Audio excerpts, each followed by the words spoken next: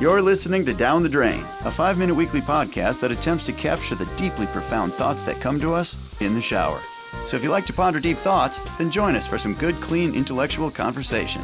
Come on, grab a bar of soap and hop in. We just might be the perfect little shower companions. But you better hurry before all those thoughts go down the drain.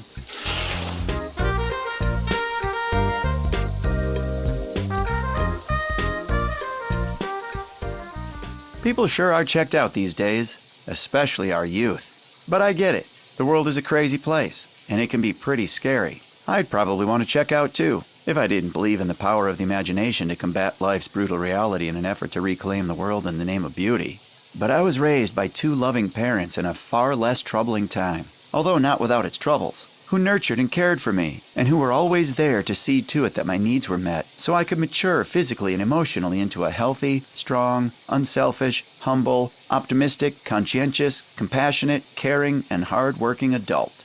Those lessons aren't quite as easy to learn when both your parents have to work full-time just to make ends meet, and you're shuffled from home to daycare to school to daycare to home again, with about as much time for nurturing as it takes to brush your teeth and get to bed so you can get up in the morning just to do it all over again. Oftentimes from a different home every other week. Then consider growing up in the frightening socioeconomic volatility of a post-September 11th world. And a million times worse than all that is the destructive, destabilizing disaster that is big tech and the Frankensteinian monster they created in social media, or the abhorred devil, as Frankenstein called his creation, who failed, like the evil scientist himself, to acknowledge the responsibility for creating such a monster, fueling the same sense of abandonment and rejection in our children as the monster felt when Frankenstein abandoned and rejected him, and do little, if anything, to rectify it.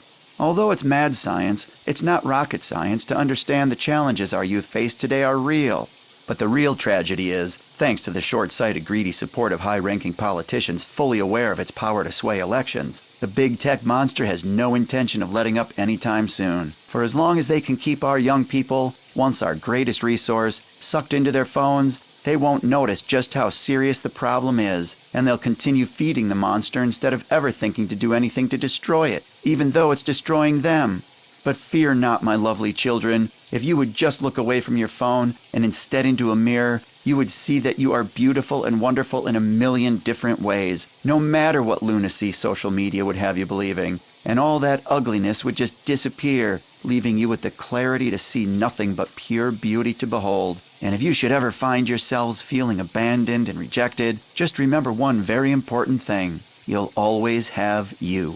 So put your phone down and take a good long look in the mirror. Say hello, introduce yourself, spend some time together, fall in love, and find joy in being with you.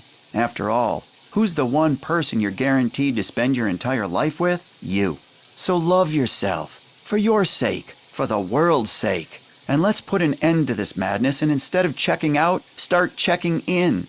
I'm fully aware that life can be pretty brutal and full of big scary things like monsters, politicians, and greedy corporations. My apologies for the monster politician redundancy thing. But as long as I have the 2 things no one can ever take away from me, myself and the love I have for it, I'll always have someone with me right there by my side no matter where I go.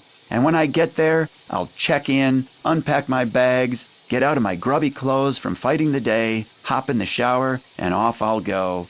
And I know some days it'll feel like I'm checking into the Ritz, and others it'll feel like I'm checking into the Roach Motel, but wherever it is, I'll be just fine as long as I have a roof over my head and a warm shower to help me get into it.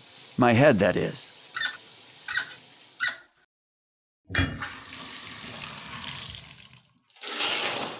Hey, who's that handsome guy in the mirror? Hello, I'm Guy. It's very nice to meet you. Mind grabbing me that towel? Thanks.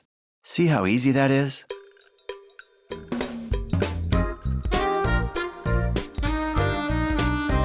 Thank you for listening to Down the Drain. Join us in the shower again next week when we attempt to capture more deep thoughts. In the meantime, pay attention to your own thoughts. You never know. One of them might just be a stroke of genius. Maybe even one that saves the world. We certainly could use one. But whatever you do, just make sure you record it before you turn the water off, so it doesn't all go down the drain. Down the Drain was written, produced, and edited by Guy Holland.